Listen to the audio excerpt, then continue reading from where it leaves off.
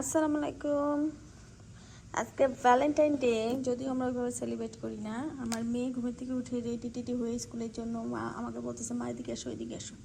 আমি বলতেছি কেন বাবা? সে বলতেছে আসো না একটু। গ্যারেজে দেখি এগুলি নিয়ে আসছে আমার হাজব্যান্ড আমার জন্য ভ্যালেন্টাইন উপলক্ষে। এখানে 12 বক্স ক্যান্ডি আছে, কেক আছে, আমি এটা লাইক করি এই জন্য নিয়ে আসছে। আর এটা হচ্ছে মেক্সিকান একটা তেঁতুলের টক, এটা আমি অনেক লাইক করি।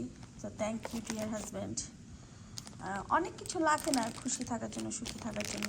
প্রিয়জনের কাছ থেকে ছোট ছোট জিনিস অনেক অনেক বেশি খুশির হয়। আর আমি জানি যে আমার হাজব্যান্ড অনেক কিছু এক্সপ্রেস করতে পারে না, but together is almost 17 years. So আমরা এখন বুঝি, দুজন দুজনকে বুঝি। তো মানুষের জীবনে অনেক আপস অ্যান্ড ডাউন থাকে, আমাদেরও ছিল, কিন্তু আমি সবসময় পজিটিভ থিঙ্কিং করতাম।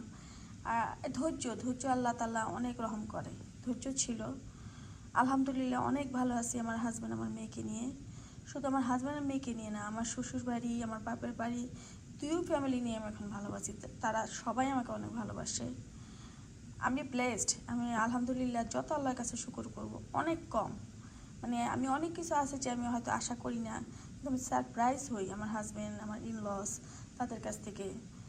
তো আলহামদুলিল্লাহ অনেক ভালো আছি। আর আমি ট্রাই করি সবাইকে ভালো রাখতে। আর আমার হাজব্যান্ড আর মেয়ে ছাড়া আমার মনে হয় যে আমার লাইফ উইদাউট দ্যাম আম নাথিং। তারা আমার জীবনে সব কিছু। সবাই আমাদের জন্য দোয়া করবেন।